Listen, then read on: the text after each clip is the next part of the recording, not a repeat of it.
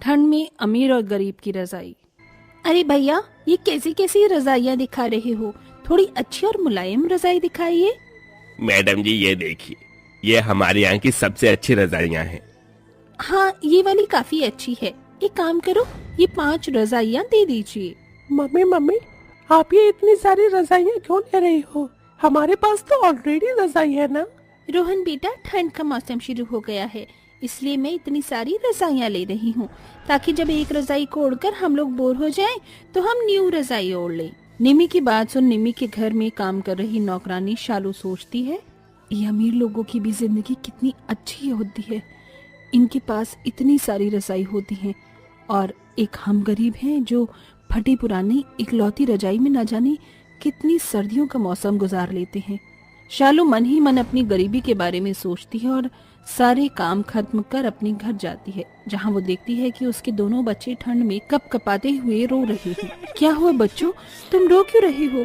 माँ, अपनी धूप में फटी हुई रजाई रखी थी ना, आपके जाने के बाद अचानक बारिश हो गई और सारी की सारी रजाई भीग के खराब हो गई।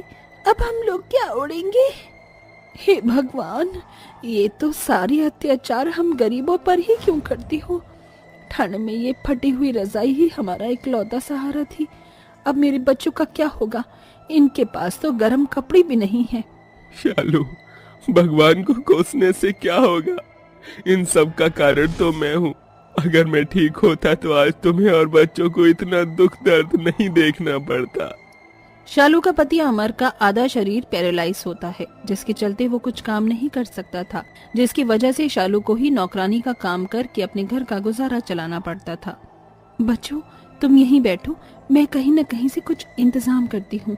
इतना कहकर शालू बाहर मंडी की तरफ निकल जाती है, जहाँ वो देखती है कि काफी सारे सब्जी वाले बैठे हैं, जिनके पास बहुत सारे बोरे रखे हुए हैं। भाई साहब, ये सब्जी का बोरा कितने रुपए का है? अरे ये तो हमारे किसी भी काम का नहीं है।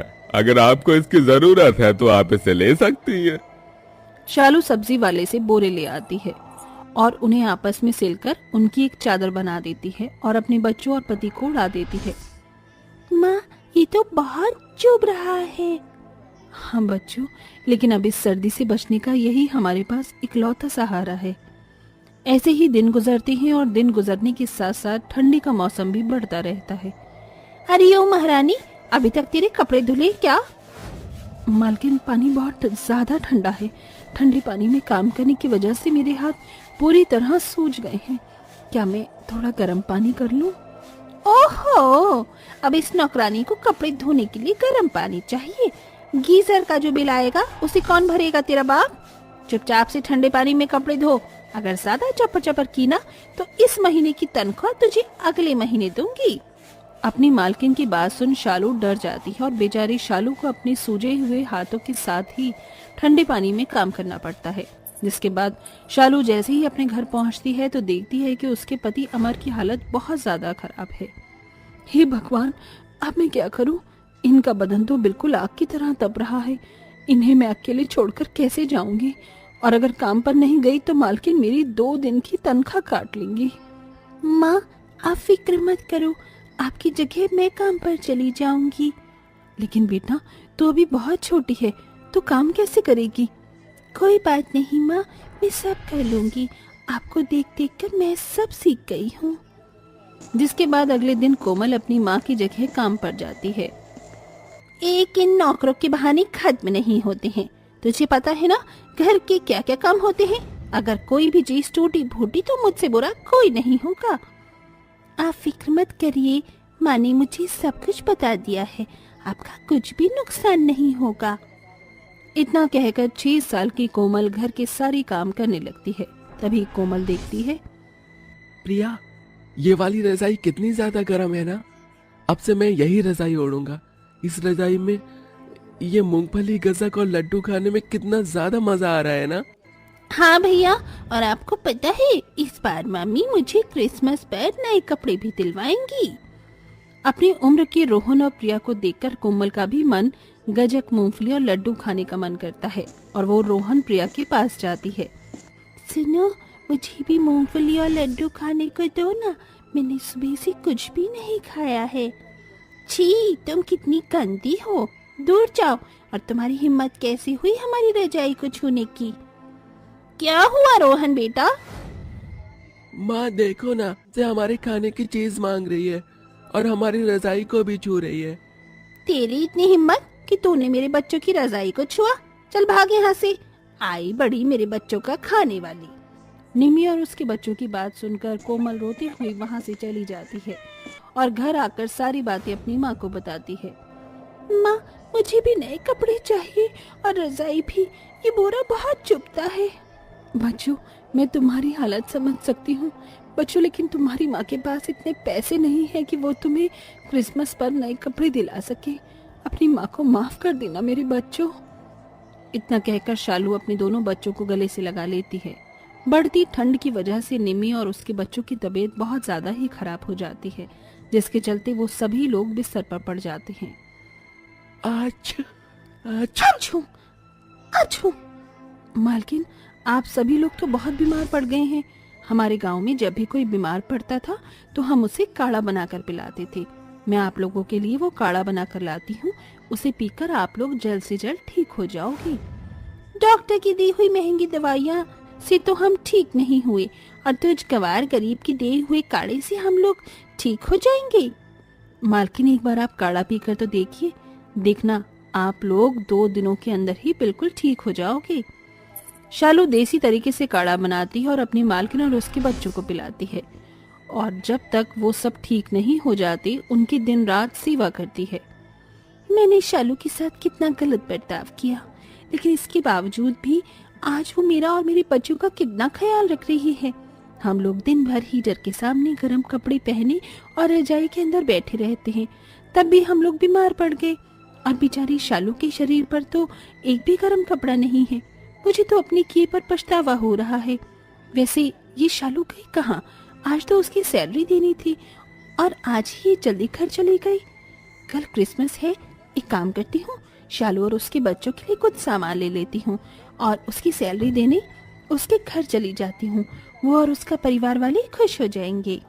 निम्मी शालू और उसके बच्चों के लिए काफी सारा सामान लेती है और उसके घर पहुंच जाती है, लेकिन निम्मी जैसे ही शालू के घर जाती है तो देखती है कि उसका पति पैरालाइज की हालत पर ठंड में कपकपा रहा है।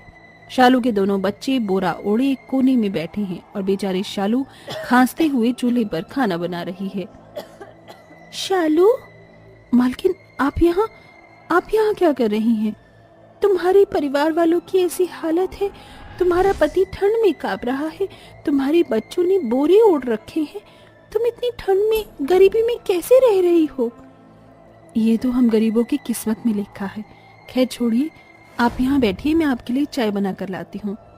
शालू, मैं तुम्हारे और तुम्हारे बच्चों के लिए ये गर्म कपड़े और ये रजाई लेकर आई हूँ। कल क्रिसमस है ना, तो मैंने सोचा इससे अच्छा तोहफा क्या ही होगा। और ये लो तुम्हारी तनख्वाह। शालू, मैंने तुम्हारे साथ आज तक जैसा भी बर्ताव किया उसके लिए मुझे माफ कर देना। मुझे अपनी गलती का एहसास हो गया है। आप मुझसे माफी मत मांगिए। आप कहाँ और मैं कहाँ। आपने हम गरीबों के लिए इतनी दरियादिली रखी, यही हम गरीबों के लिए काफी है। आपके एहसान को मैं कभी नहीं भूल पाऊंगी। शालू की बात सुन निम्मी शालू को गले से लगा लेती है, जिसके बाद निम्मी शालू की सैलरी और बढ़ा देती है, जिससे शालू की फाइनेंशियल कंडीशन ठीक होने लगती है। वहीं अब शालू और उसका परिवार सर्दी के मौसम में गर्म कपड़े पहनता है और अच्छी रजाई ओढ़ते हैं। गरीब दर्जी सास ने सिला 5 बहू का कंबल। हट यहाँ से, मैं यहाँ बैठूंगी। नहीं नहीं, यहाँ मैं बैठूंगी। तू कब से चूल्हे के पास बैठी हुई है, अब मेरी बारी है। ओहो, महारानी सुबह से आराम कर रही हैं और ठंडे पानी में काम मैं कर रही हूँ, फिर भी चूल्हे के पास इन्हें बैठना है। तो मैं इंसान नहीं हूँ क्या? मुझे ठंड नहीं लगती? अपनी दोनों बहू अंकिता और वैशाली की लड़ने की आवाज सुन करुणा देवी और उसकी बाकी की तीनों बहुएं वहां आ जाती हैं। क्या हुआ तुम दोनों को, क्यों लड़ रही हो? माँ जी देखिए ना, सुबह से ठंडे पानी में काम मैं कर रही हूँ और चूल्हे के पास इसे बैठकर हाथ पैर सेकने हैं। माँ जी, आप तो जानते हो ना कि मुझसे ठंड बर्दाश्त नहीं होती, तो चूल्हे की सबसे ज्यादा जरूरत किसे है, इसे या मुझे? ठंड शुरू ही नहीं कि तुम दोनों का लड़ना शुरू हो गया। इस चूल्हे के पास कोई भी नहीं बैठेगा। जाकर अपने अपने काम करो, वरना तुम सबको अक्ल ठिकाने लगा दूंगी। अपनी सास की बात सुन बहुएं चुपचाप से वहां से चली जाती हैं और अपने अपने कामों में लग जाती हैं। दिसंबर का महीना शुरू हो चुका था और इसी के साथ शुरू हो चुकी थी कड़ाके की सर्दी। चारों तरफ सर्दी का माहौल और ठंडी ठंडी हवाएं होती हैं। करुणा देवी अपनी 5 बहू के साथ एक छोटे से घर में रहती है। करुणा देवी दर्जी का काम करती थी, जो लोगों के थोड़े बहुत कपड़े सिलकर अपने घर का खर्च चलाती थी। वहीं करुणा देवी के 5 बेटे अक्सर काम के सिलसिले में बाहर रहा करते थे। अच्छा हुआ आप मुझे घर पर ही मिल गई। सुबह से 2 चक्कर लगा चुकी हूँ आपके घर के, लेकिन आप हो कि हमेशा गायब रहती हो। अरे नहीं नहीं मुन्नी बेटा, वो सविता बहन जी के कुछ कपड़े सिले थे तो वही देने के लिए गई थी।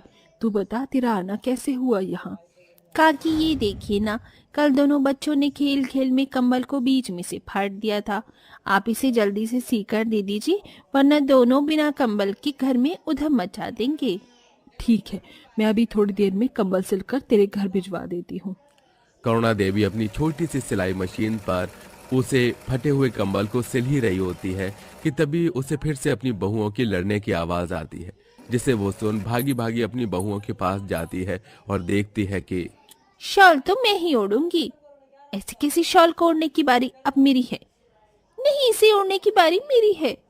मैं तुम सबकी जेठानी हूँ, ये शॉल तो मुझे ही मिलनी चाहिए। जेठानी हुई तो क्या हुआ, इसका मतलब ये थोड़ी ना कि सभी चीजों पर हक तुम्हारा होगा। ला, ये शॉल मुझे दे। 5 बहुएं शॉल को अपनी अपनी तरफ खींचने लगती हैं, जिसके चलते खींचतानी में वो शॉल फट जाती है और 5 बहुओं के हाथ में शॉल का एक एक टुकड़ा आता है, जिसे देख करुणा देवी आग बबूला होकर कहती है, करम चलियो, ये शॉल मुझे तुम्हारे ससुर जी ने दी थी। मेरे पास उनकी आखिरी निशानी रह गई थी, लेकिन तुम 5 ने इस शॉल को फाड़ दिया। माँ जी आप देखिए ना, बाहर कितनी तगड़ी सर्दी है, चारों तरफ ओस ही ओस है। ऐसे में हम 5 बिना शॉल कंबल के कैसे रहेंगे? हाँ माँ जी, हम भी 5 इस रोज रोज की लड़ाइयों से थक चुके हैं, लेकिन ठंड के कहर की वजह से हमें मजबूरन ठंड से बचने के लिए लड़ाई करनी पड़ती है। अपनी बहू की बात सुन करुणा देवी कुछ नहीं कहती और वहां से चली जाती है और अपनी पुराने संदूक को खोलकर उसमें से एक बहुत पुराना कंबल निकालती है। बहुओं, ओ बहुओं, इधर तो आना जरा। जी माँ जी बोलिए। अब तुम 5 को ठंड में ना ही तो शॉल के लिए लड़ना पड़ेगा, ना ही हाथ पैर सेकने के। ये लो, तुम 5 इस कंबल को ओढ़कर आराम से सोना। आखिरकार इस सर्दी से राहत तो मिली। दिन से रात होती है और 5 बहुएं कंबल ओढ़कर सो जाती हैं, लेकिन कंबल की जगह जगह से फटने की वजह से हवा कंबल से आसानी से अंदर बाहर हो रही थी, जिसके चलते इस कंबल में से तो आसानी से हवा अंदर बाहर हो रही है। मेरे पैर तो बर्फ की तरह ठंडे हो रहे हैं। अरे वैशाली, थोड़ी कंबल दो ना इधर। पूरी कंबल तो तुमने अपनी तरफ ही कर ली है। अरे मैंने नहीं, संगीता ने सारी कंबल अपनी तरफ ले रखी है, देखो जरा। अरे मैं तो बिल्कुल बिना कंबल की सो रही हूँ।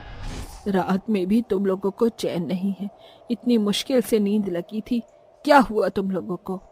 देखिए ना माँ जी, इन लोगों ने सारी की सारी कंबल ले ली है। एक तो कंबल फटी हुई है, ऊपर से ढंग से ओढ़ने को भी नहीं मिल रही है।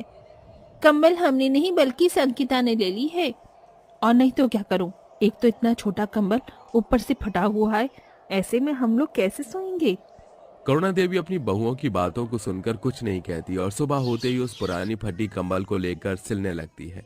कंबल सिलने के बाद कंबल के अंदर से हवा आनी जानी तो बंद हो जाती है, लेकिन 5 बहुओं को एक ही कंबल में सोने में काफी परेशानी आती है, जिससे उन 5 में हमेशा कंबल के लिए अनबन बनी रहती है।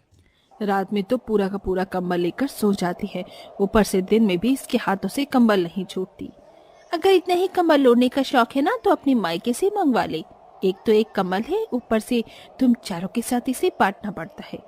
ऐसी कंबल के लिए रोज रोज लड़ने से अच्छा है कि हम लोग बिना कंबल के ही सो जाए। दूर खड़ी करुणा देवी अपनी बहू की ऐसी बातें सुन और उन्हें ठंड में ऐसे तड़पता देख करुणा देवी की आंखों में आंसू आ जाते हैं।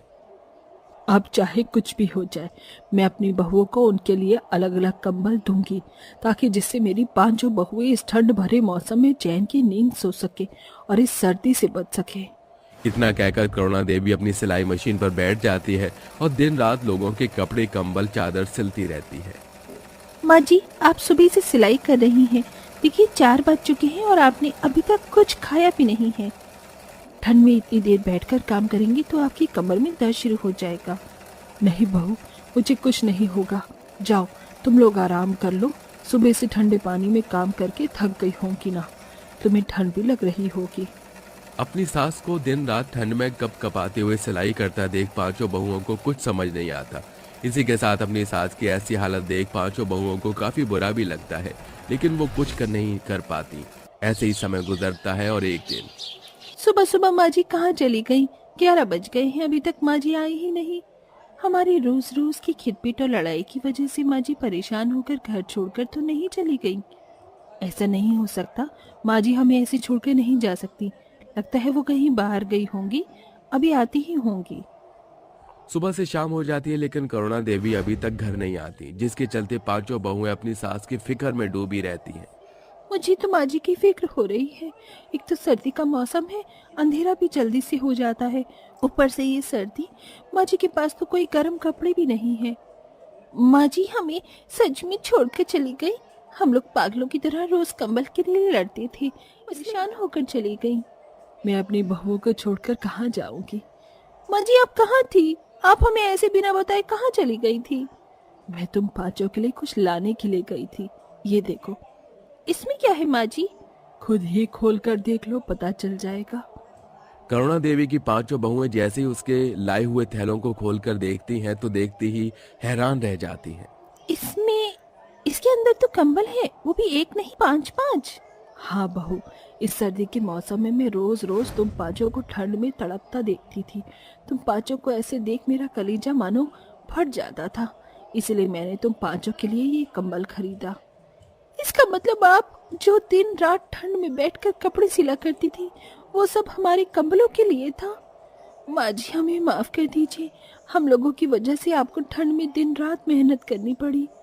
हमें माफ कर दीजिए, हम तो भूल ही गए थे कि आपको भी हमारी तरह सर्दी लगती होगी।